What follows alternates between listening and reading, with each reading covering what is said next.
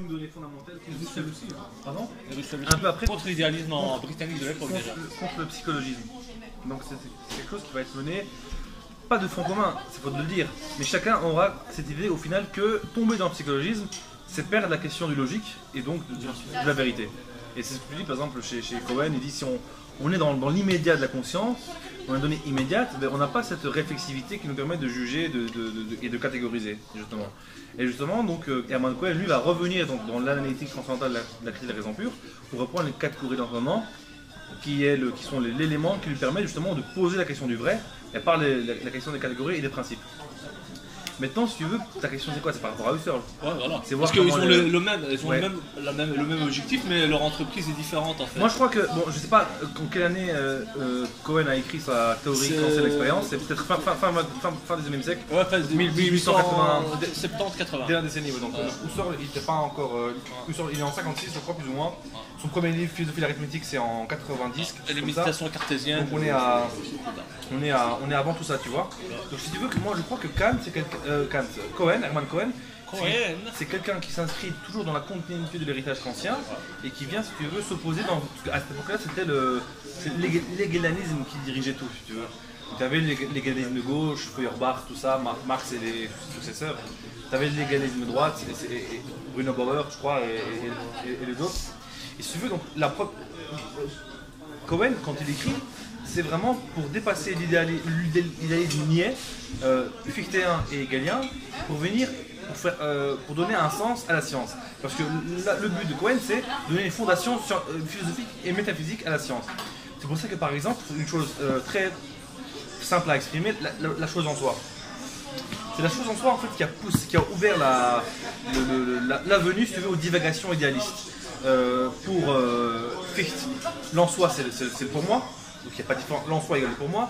Pour Hegel, l'en soi se résorbe dans la dialectique, toujours à dépasser, donc c'est un peu bizarre.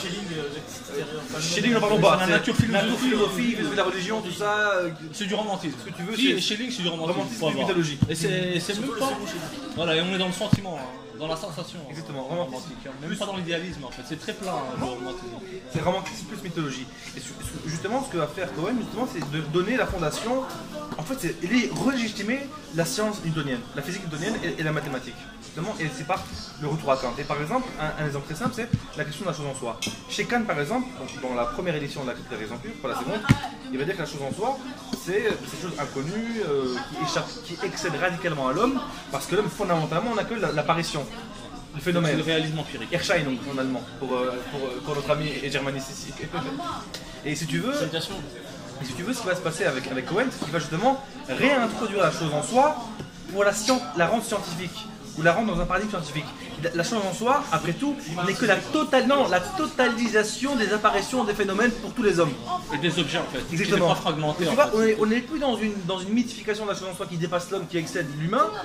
Ça n'est que la totalisation de toutes les apparitions phénoménales de chaque homme, homme 1, homme 2, homme 3, homme 4, homme 5, homme 6, tu vois. Donc c'est ça la chose en soi. Et donc si tu veux, il va enlever le côté, si tu veux, mystérieux, mystique, ou vraiment encore ombragé, si tu veux, de la pédagogie kantienne, pour donner un aspect purement transparent, purement objectif à la philosophie kantienne. Donc ça, c'est un amendement qu'il va faire à la théorie pure. Et tout ça, son but principal et fondamental, c'est quoi?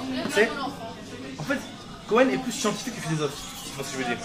Son but c'est, je veux donner du crédit à la science de mon époque, contre le psychologisme, contre Hegel, et c'est Hegel le problème, c'est beaucoup Hegel le problème, c'est lui qui pose le problème, et les autres. Voilà. Husserl, ça n'a rien à voir. Husserl, c'est un mathématicien, un physicien, qui a fait de la mathématique chez Weierstrass, le mathématicien de l'époque, et puis, en mathématiques, il se dit, ben, la mathématique ne m'a pas encore donné la science des sciences, le fondement des fondements, alors je vais aller faire de la métaphysique, philosophie chez Brentano. Enfin, Brentano.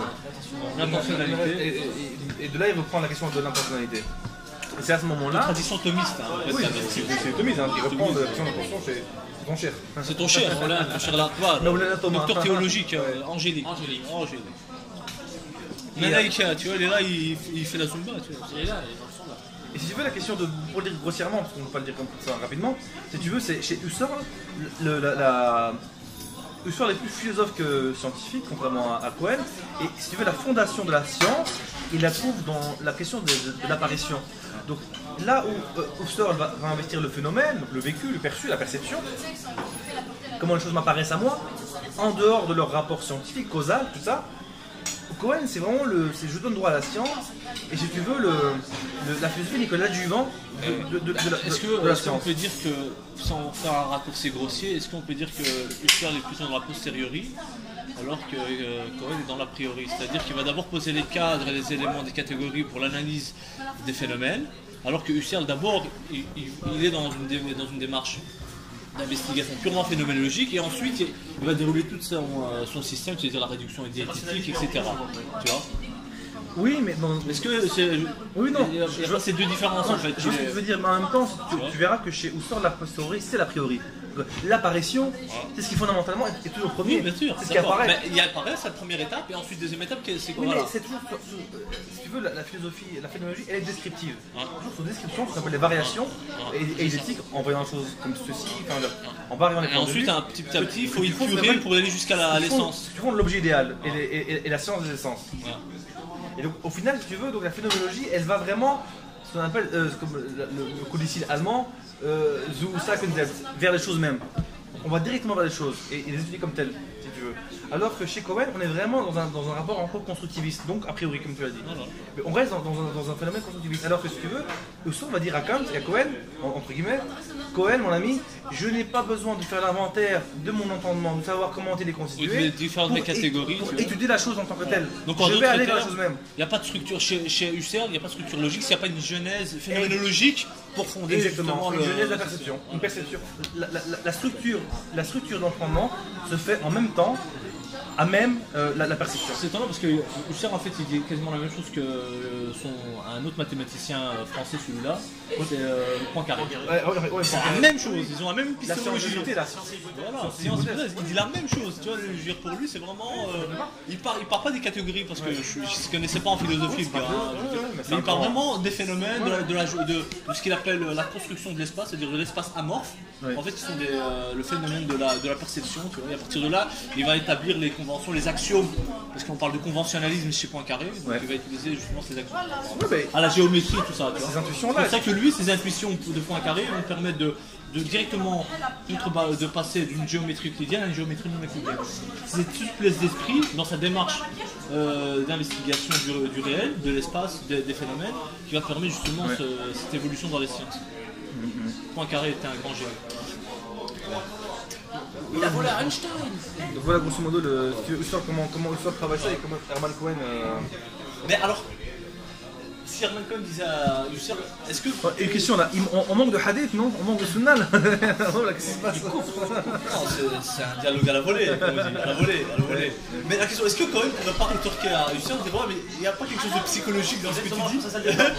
C'est ça le départ. Il va dire, est-ce que ta phénoménologie, est-ce que tu présentes la phénoménologie comme une méthode d'investigation philosophique, mais qui relève peut-être pas du pur psychologisme quelque part? هذا الشيء لا يقول يا سيدي. Ça ne se dit pas ce que je dis. Tu parles avec des dalils, mon frère. Je veux des dalils. Tu parles de l'individu comme unité psychologique. Si tu veux, Parce qu'en même temps, allez, la petite pirouette, c'est une phénoménologie transcendantale. Ah, il s'en sort bien le gars, la petite pirouette. Mais Si tu veux, c'est que ça enlève transcendantal, on se concentre à la phénoménologie comme méthode d'investigation descriptive, comme tu le dis. elle est transcendantale comme telle. Mais bon, je te répondrai en disant que si tu veux, Allez, c'est quoi la parade de Husserl par rapport à non, mais la faut pas voir ça comme une parade ou d'ailleurs je sais pas s'il y a eu un débat ou quoi que ce soit, mais Ils sont pas débattus, ils sont pas connus, je pense qu'il est mort. voilà, c'est de 1, Mais si on faisait le débat, je suis Cohen. c'est ce qui se passe, c'est que si tu Ils sont veux, deux juifs, hein, attention, de la même famille. au final c'est ça. Au final, on est cousins. Et c'est les musulmans qui se battent pour eux, tu vois. Kafir, mulhid. Non, mais si tu veux, chez Husserl, la question du. Pas tout dépend de ma carrière. Ah, il n'y a pas de souci. Pas de soucis. Ouais. On présente Molenbeek, le Mira. Ton succès va la ressortir. Il n'y a pas de souci. Non, ce que je veux dire, c'est que La remontada. chez Husserl, il y a cette idée que fondamentalement, d'abord Husserl, quand il écrit contre le psychologisme. Le premier ennemi de Husserl, dès sa philosophie de l'arithmétique, son premier ouvrage, la question qui se pose c'est qu'est-ce que c'est qu'un objet mathématique? Qu'est-ce que c'est qu'un nombre? Qu'est-ce que c'est qu'une fonction telle qu'elle apparaisse? Est-ce que c'est un objet réel? C'est de la pensée, mais est-ce que c'est un corrélat imaginaire? Est-ce que c'est un corrélat idéal? Enfin, donc il décline, si tu veux, plein de tout un appareil, un arsenal conceptuel pour définir l'apparition d'objets mathématiques. Pour répondre à la question psychologique, je pense que il faudrait que je relise ces recherches logiques, mais il y a une distinction fondamentale toujours entre l'idéal et le psychologique chez Husserl. Quand il parle de la description du rapport, c'est un rapport qui est toujours déjà là. C'est pas un rapport comme qui serait contingent comme ah, je décide de faire ces descriptions comme je déciderais de ne pas en faire. Quand il parle du rapport de l'homme à l'objet, donc ce qu'on appelle sa corrélation noético-noématique entre la noèse, donc la pensée, et l'objet, l'objet de la pensée, c'est pas quelque chose qui te dit ah ça se passe comme ça et ça aurait pu ne pas se passer autrement. C'est comme tel, toujours déjà là. Je le dis comme ça. C'est invariable. Exactement. En fait, cette phrase-là, cette phrase dit cela n'a pas besoin d'être intuitionné pour être pensé. Tu le penses sans l'intuitionner, sans le thématiser. Il est en train de te faire, si tu veux, pas la description d'inconscient. Parce que mais justement, est-ce que Cohen va le dire finalement? Alors c'est une pétition de principe ce que tu me dis là, tu vois. Fais gaffe, il y a de la sauce. L'assurance. Il ne s'agit pas de parler de l'inconscient, c'est les structures. Il arrive le thé là, parce que parce que j'ai la langue qui sèche là. Non. Danny s'est dit non, je vais d'abord terminer pour après le thé. Donc ce que je veux dire par là, c'est que si tu veux, il décrit des rapports comme tel qui se passent dans une conscience de manière objective.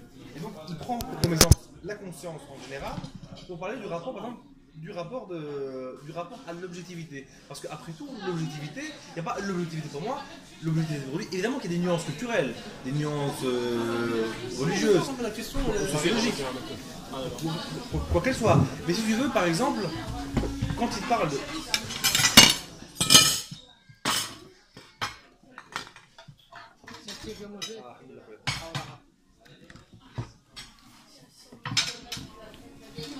غادي مع الاتاي اللي خليه مع الاسبريسو شويه. اتاي اسبريسو اللي خليه. À couper au montage. On va pas le dire, mais quelqu'un qui essaie de m'enfumer, c'est une pétition de principe ce que tu me dis là, tu vois. On n'est pas dans la pétition de principe, il dit juste que dans les rapports qu'on entretient, il y a des invariants. Ce que Heidegger reprend en appelant, ce que Heidegger reprend dans Les Traitants en appelant l'analytique existentielle du design. Dans les premiers chapitres, dans les premiers paragraphes de Les Traitants, il parle de l'analytique. Alors lui, ce ne sera pas la question de la scientificité, mais c'est la question de la temporalité, de l'angoisse, de l'affect, de la tonalité, du mais non, on est déjà dans un truc un peu existentiel. Non, mais pour te dire, je te donne cet exemple-là, pour te dire qu'il vient de là, Heidegger.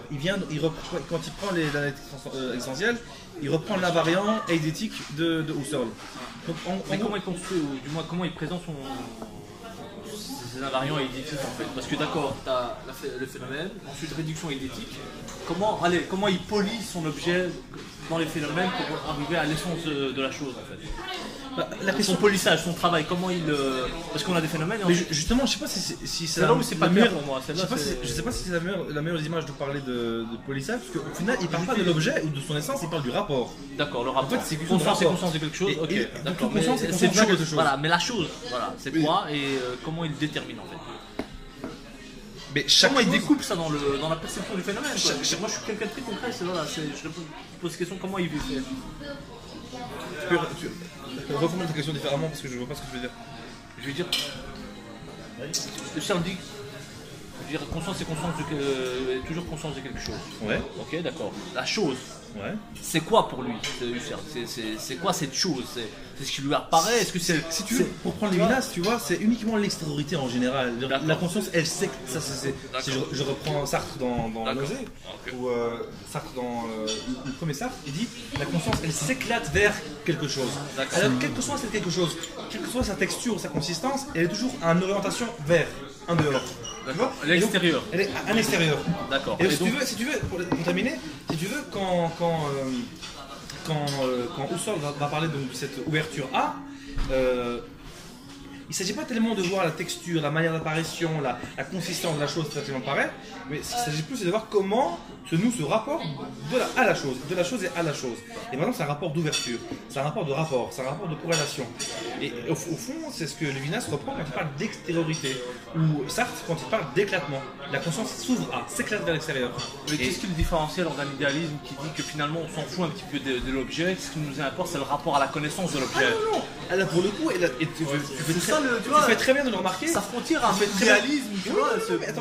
Fondamentalement, c'est des questions que j'avais posées de très bonne heure pour comprendre la distinction. Il y a beaucoup de travaux, notamment Alexander Schnell et avant lui Marc Richir, le belge, pour rapprocher Husserl et Fichte. Au final, les faits sont très très communs dans le rapport à la philosophie. La seule question, c'est quasiment une question, alors je dirais ça, Méthodologique. Voilà, ou de protocole. C'est-à-dire que Husserl étudie le phénomène, tandis que l'autre étudie la construction de la conscience à l'égard d'elle-même avant de s'ouvrir à autrui. Tu vois? Alors que chez Husserl, dans la phénoménologie, dans la science des phénomènes, de l'apparition, de l'apparaître, j'étudie la chose telle qu'elle apparaît. D'accord. Donc c'est vraiment... Et donc est-ce qu'on peut réconcilier alors ces deux points de vue? Parce que pour moi ça peut se compléter. Pardon? Est-ce qu'on peut réconcilier ces deux points de Ben vue? justement, c'est Marc Richir, donc philosophe belge, qui a justement créé, je me rappelle, c'est lui qui a créé cette idée de, bon, c'était un peu avant, mais de phénoménologie en 2015, de phénoménologie transcendantale. Je pense que Husserl parlait de philosophie transcendantale, je ne sais pas s'il parlait de phénoménologie transcendantale. Du moins, je veux dire, dans n'importe quel ouvrage, Husserl phénoménologie transcendantale. Oui. C'est ça le problème, c'est que. Mais justement, on colle cette étiquette. En fait, il y a eu un tournant en 1911 à l'apparition de. Je ne sais pas si c'est les recherches logiques ou la crisis. La crisis, c'est plus tard, je crois. En tout cas, en 1911, il y a eu un tournant. C'est recherche logique. En fait. C'est ce qu'on appelle le tournant logiciste husserlien, où là, il serait passé du paradigme descriptiviste au paradigme transcendantal, tu vois. Et en fait, au fil des âges, enfin jusqu'à sa mort, Husserl a toujours augmenté, est parti dans toujours plus de transcendantalisme en général. C'est pour ça qu'il y a un courant aujourd'hui, mais qui est mineur dans les études husserliennes, qui sont les tenants du phéno transcendantal. Maintenant, encore une fois, il faut que tu saches une chose, que cette tendance-là était une tendance minoritaire actuellement et auparavant. Parce que dès Husserl, il y a eu un réalisme phénoménologique. Ça s'appelle l'école de... Alors, une autre école de... Alors, c'est Marbourg, mais c'est pas la même que... Ça n'a rien à voir avec Adolf Reinach, par exemple. Avec l'autre, un Paul Humain dont le nom m'échappe, qui a travaillé sur la question de l'art. Romain Gardy. Ingarden. Romain Ingarden.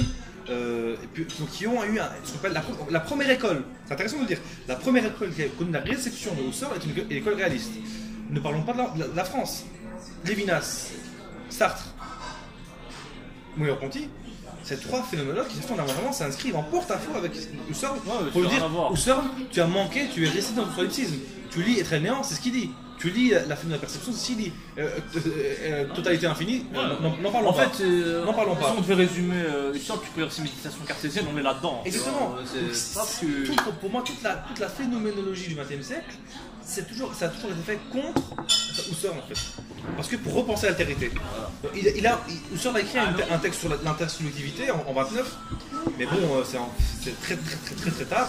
Et au final, qu'est-ce que c'est que le sujet, enfin autrui, l'homme, si ce n'est qu'un objet de ma pensée. Et donc là, on était dans l'objectivité de autrui, donc l'éthique, c'est un objet de la pensée. Qui est objectivé comme la table, comme le chien, comme tout, comme la vache, comme tu veux. Et donc c'est pour ça que Lévinas rompt la question de la totalité, la question de la perception de la pensée radicale, conceptuelle, de Platon à Hegel en passant par Husserl, en pensant à la question de l'infini. L'infini, c'est ce qui excède, c'est ce qui explose les cadres de la pensée, c'est ce qui apparaît hors de moi, c'est ce qui me constitue. Donc c'est pas moi que je constitue, donc l'autre sur l'éthique, c'est le visage de l'autre qui m'appelle, c'est pas moi qui vais vers lui, tu vois. Donc si tu veux, ça c'est par exemple la première école de la phénoménologie française. Lévinas, Sartre, Merleau-Ponty, chacun sa manière évidemment. Sartre, Lévinas, ça n'a rien à voir, mais Merleau-Ponty il est dans le corps, il est dans le corps. Exactement, c'est le corporel et le perçu, tu vois, voilà. Donc l'œil. Mais tout ça pour dire, si tu veux, que la phénoménologie husserlienne, dans son aspect transcendantal, a été peu investie en fait. Peu investi parce que l'école, c'est peut-être le plus rigoureux, le plus cohérent à Husserl, mais bizarrement, peu de philosophes sont restés dans ce chemin de croix, dans ce chemin de crête un peu difficile à tenir parce que tu abandonnes la question de l'éthique, pour fonder une éthique réelle, tu abandonnes la question de l'esthétique, ou si tu en fais une, c'est une esthétique logiciste, ce qui a peu de sens pour beaucoup de penseurs. Donc voilà. Est-ce que c'est la médiation heideggerienne qui a joué ça? Ah non, au contraire, Heidegger, lui, il a il s'est combattu, il a combattu, il s'est battu contre. D'ailleurs, Husserl est mort inconnu quasiment. Parce que Heidegger, c'était la Gaspard. On préférait quelqu'un qui se parlait de l'angoisse, de l'ouverture, de l'être, plutôt qu'un philosophe scientifique. C'est le contexte des années 20, la République de Weimar, t'as le côté un peu mystique. Mais c'est un Allemand, l'autre était. Et puis c'était de l'existentialisme aussi, tu vois, les médias super. Je pense qu'à un moment il s'est fait virer et Heidegger n'a rien dit. Ouais, justement, c'est par opportunisme, tu vois, c'est bon, virer le roi. Alors que être temps, c'est dédicacé pour Husserl, je crois. Tu vois. Mais donc finalement, alors, Donc il y a eu ce ton un peu, comment dire, logiciel transcendantal chez Lucien. Quelles sont les lignes de convergence entre un idéalisme transcendantal, donc c'est-à-dire le néo-kantisme d'Hermann Cohen ou des néo-kantiens en général, et c'est justement ce virage transcendantal de Lucien. C'est-à-dire, est-ce que finalement, encore une fois, on a d'abord l'approche descriptiviste de la phénoménologie husserlienne, ok, comme point de départ, alors si on a les analytiques... Chez Husserl, il y a une préséance radicale du perçu sur la conception scientifique. Et quand tu goûtes une fraise, il y a l'apparence, il y a l'apparaître, le perçu de la fraise comme apparition esthétique, comme apparition gustative, avant de la conceptualisation physico-chimique, ce que tu veux. Alors que Est-ce qu'il n'est pas empirique Hermann Cohen et l'école... Oui, mais c'est pas... Empirique, je veux dire, ça ne veut pas dire l'empirisme anglais. Oui, mais est-ce qu'il y a quelque chose de... Tu vois, Je vois ce que tu veux dire, mais c'est pas empirique. Oui, du thé. Ouais, aussi c'est vrai.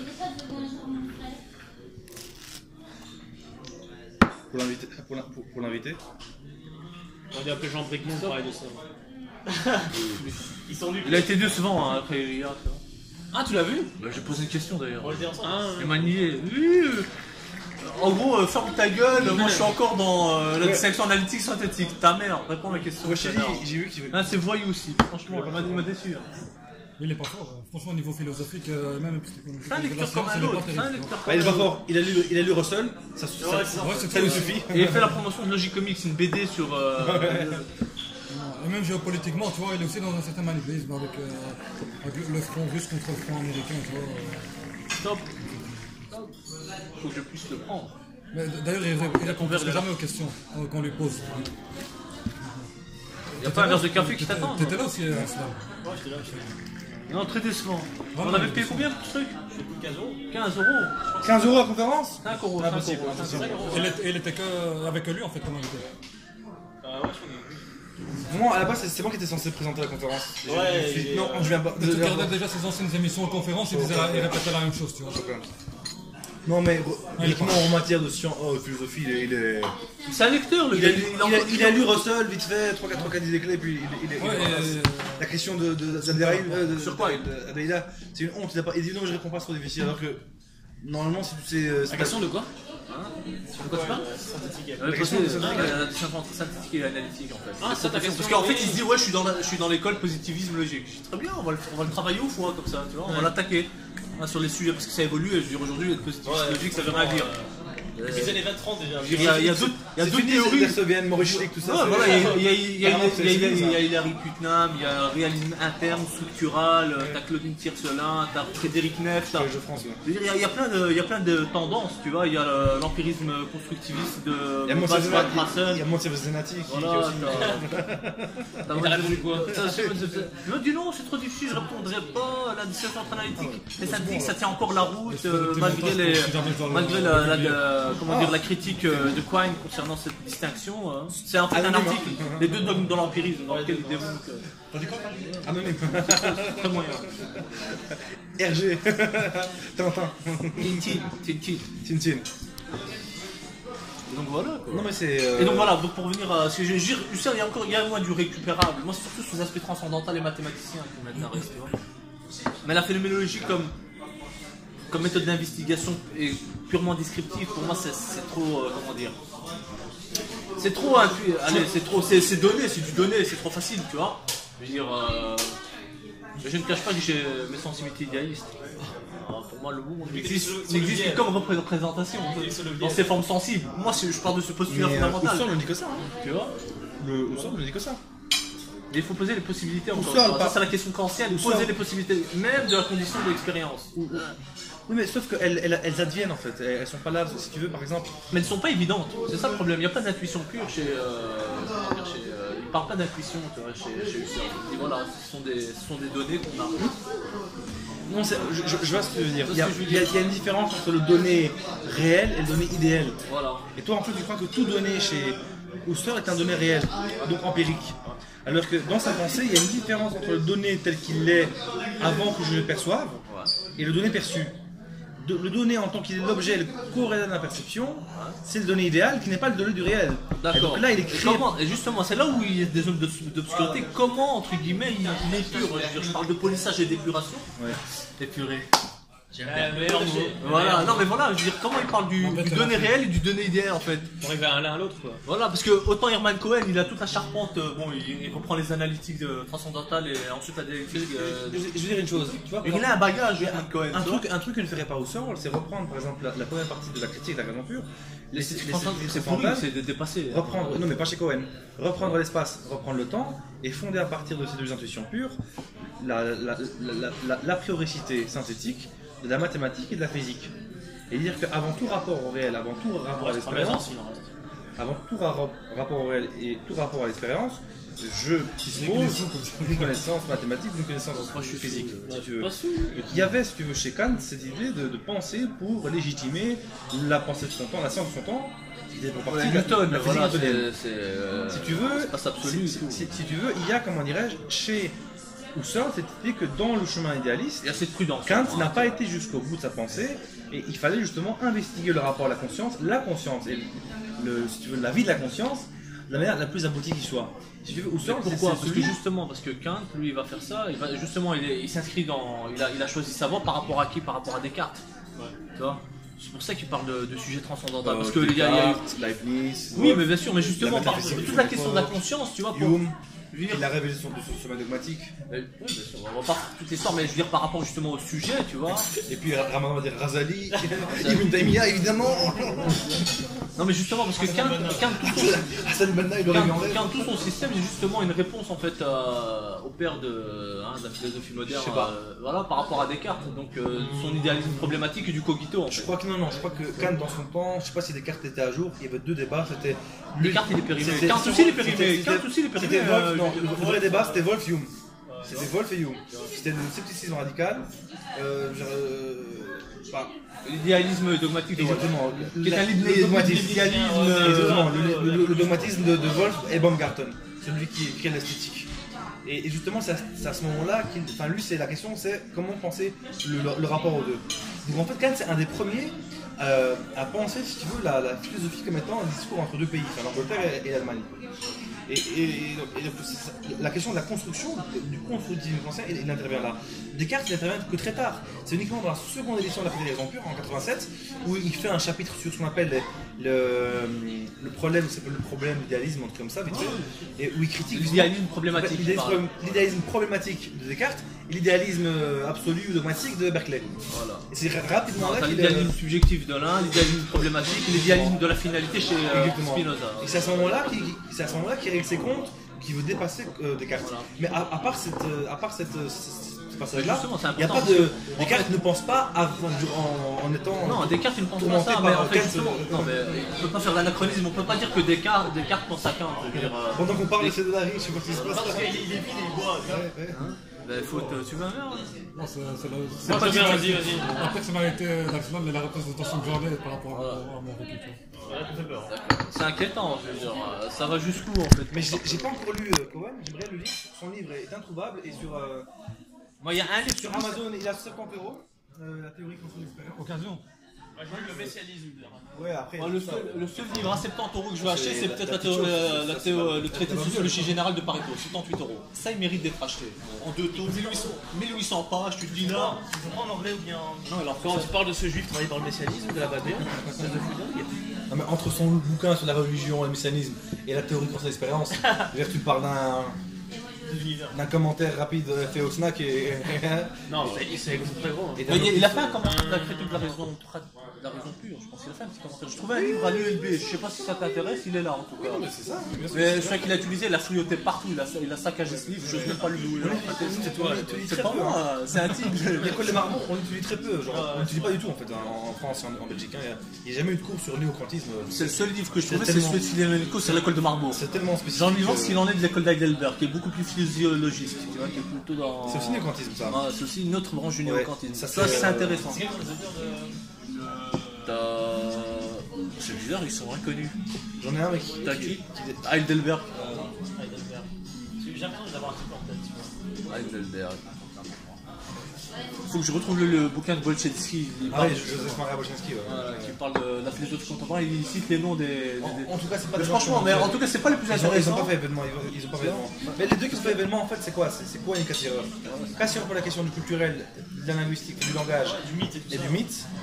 Cohen pour la question du scientifique. Cassirer aussi, il a parlé de science. Hein. Oui, bien sûr, bien sûr. Il a cherché son livre là. Voilà, le truc sur les formes symboliques. Là, il parle justement de la relativisme de. Comment la théorie de la relativisme d'Einstein vient remettre en question l'idéalisme parce que transcendantal. c'est la question il y a une nouvelle géométrie qui intervient, tu vois, une géométrie nouvelle. C'est la géométrie euclidienne, Riemann et Bolchetski là, qui viennent donc remettre en cause la question de la géométrie. Donc toute la question du culturel s'impose. On a deux paradigmes radicalement différents en géométrie. Et donc la question du culturel, elle s'impose. Elle s'impose. Elle s'impose. L'esthétique transcendantale de Kant, Elle explose. Newton. Elle explose. Elle explose. Elle explose. Elle explose. Dans les absolus. Coutura, il est aussi beaucoup critiqué ça. Pourtant, il a fait tout son business, tout son commerce, il a fait ça sur ça. Schopenhauer, il kiffait l'esthétique transcendantale, tu vois. Pour lui, si tu veux garder l'activation, c'est Schopenhauer. Donc, mais c'est intéressant, la pensée allemande en philosophie, je pense que c'est. Sincèrement, en France. Bon, après, ça, les Russes, je veux dire, ils ont un cachet original, mais ils sont vraiment avant tout en philosophie des idéalistes, proches de l'école allemande, hegelienne, mais il y a une sociologie. C'est une blague, ça. La philosophie, c'est comme l'Allemagne. C'est sombre, c'est marécageux et c'est souvent dominé envahi par l'Allemagne. Tu dis quoi? Je dis, T'as pris deux fois l'Allemagne. Ah oui, la philosophie, c'est comme la France. Non, la philosophie, c'est comme la Pologne. C'est sombre, c'est marécageux et c'est souvent envahi par l'Allemagne. C'est ça que je me suis dit, mais qu'est-ce que je dis? Il y a eu un bug.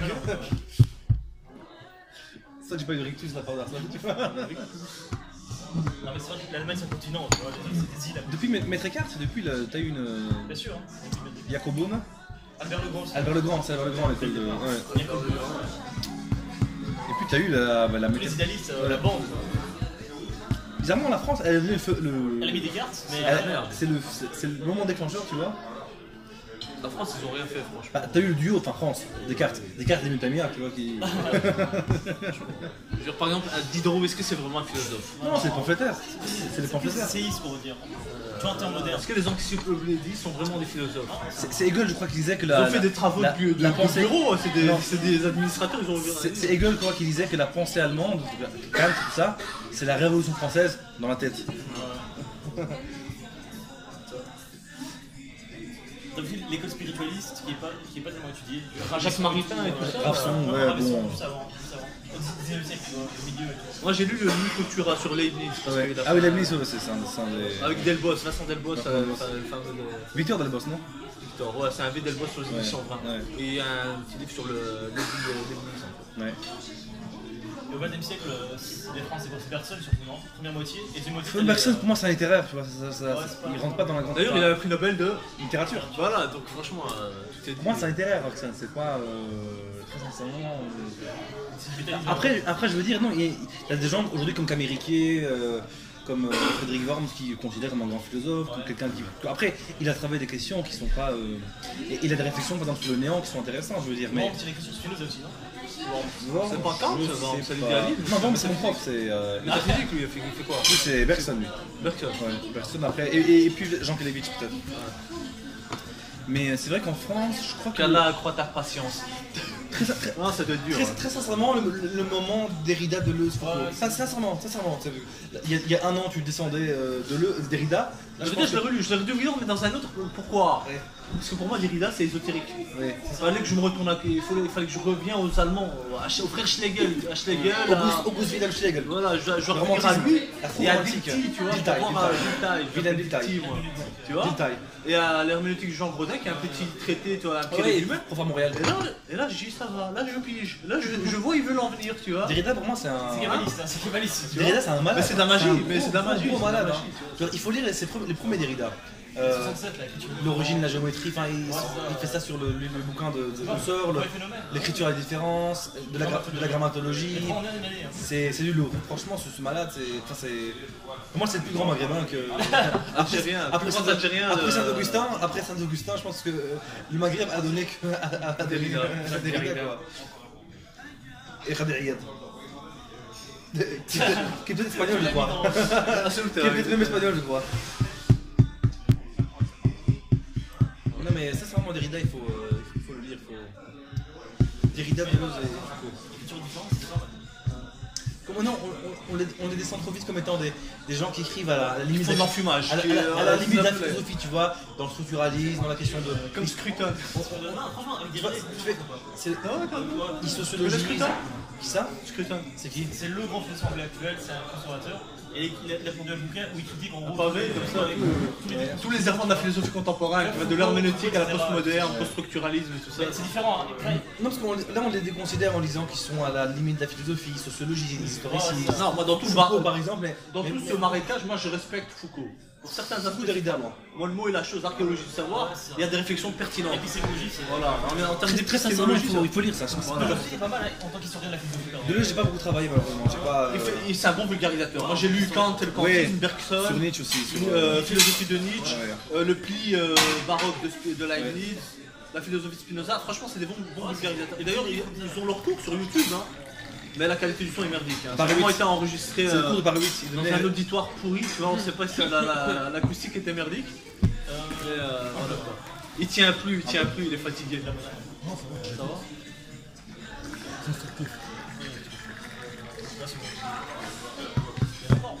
Plus de toute façon, ça déborde. Ouais. Il y en a encore Shay, c'est ton troisième ça. Troisième. Qui a eu son deux. Qui en a son deuxième C'est le verre. deuxième là, c'est le deuxième. Ah, on s'en fout. On s'en fout, je veux le troisième. Le Ah, troisième t'en verre. as rien plus. Ah, voilà. Ah, on sent que c'est la fin là. On sent bizarre.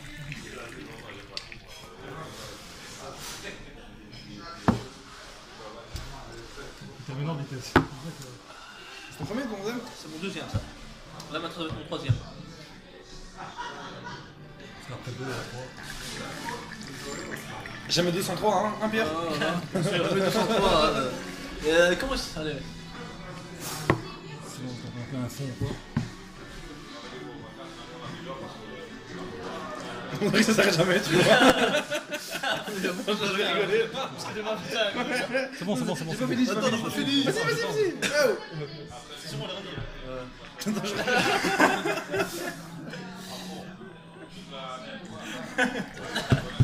C'est fini pas. On en a pour notre argent. Voilà ce que je voulais dire. Allez. Personne ne me regarde. Toute ta vie, tu fais ça. C'est tantôt. Quelle heure là, ça va? 46. 22h46. Dans des 15 minutes. Ouais, tu prendras celui de 23h34. Ah ouais, toi, tu vas prendre ton 24. Ah ouais, on s'en fout. Ah, pas à 34. Tu dormiras sous le banc de la gare du Midi, grassé par un. par un rat qui te fait un massage du dos, tu vois. Voilà, quoi. Non, mais moi je vais bientôt lire, je vais découvrir White Heat, c'est dans mon programme de lecture. Alfred Northwest. Voilà. Ah, ça c'est.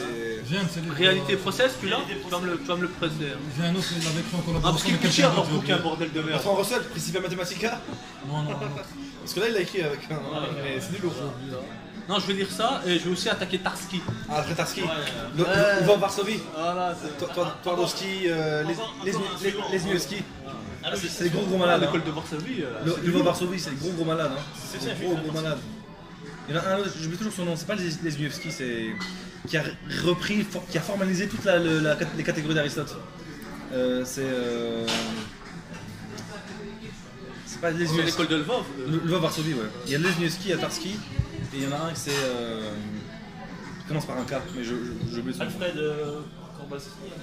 Non, c'est Alfred Tarski. C'est Tarski. Le seul Alfred, il est Tarski. Celui qui parle de la carte du territoire. C'est pas lui? C'est pas Michel Houellebecq. C'est Houellebecq, ça. Non, mais C'est escroc. Ça, c'est Non, Houellebecq, ça. c'est une dissection pratique, théorique. La carte et le territoire. Ah oui, c'est Lukasevich. Lukasevich. Lukasevich, il a un bouquin chez Vrin justement où il reformalise avec son époque l'organon d'Aristote. Et c'est pas Mais mal du justement, en parlant d'organes d'Aristote, il y a un truc qui me chiffonne. tout. Comment Avec Kant. Ouais, Kant. Il reprend. Comment il est parti des des catégories, c'est les Non, catégories. mais comment il est parti des catégories empiriques d'Aristote pour en faire des catégories d'entendement? C'est quoi le tour de passe-passe? Elle est où le lapin du chapeau? Ah, ça pour le coup, c'est un passe-passe. Je peux pas dire plus. Pour Pas dire plus. Chagomi, je peux pas dire plus. Non, mais voilà, c'est ça le C'est problème. Marcel Mauss qui dit, j'ai lu en plus hier, qui disait c'est une publication de Hamad Yabit, je sais pas si vous l'avez un ami, c'est un Tunisien, qui disait justement, donc, Marcel Mauss qui disait que l'entendement produit en disposition pléthore de catégories et c'est uniquement par une question arbitraire qu'on s'en est arrêté à 10 ou 12. D'ailleurs, même je pense que C'est Aristote. 10, hein, c'est 10 Aristote. Oui, mais La c'est 10. Kant 10 plus les deux, enfin, espace temps, tu vois. C'est. Tu veux quoi Pour le coup, t'as raison, pour moi, c'est. Comment c'est vrai, parce qu'Aristote lui fait un boulot vraiment, tu vois, expérimental, tu vois. C'est un problème.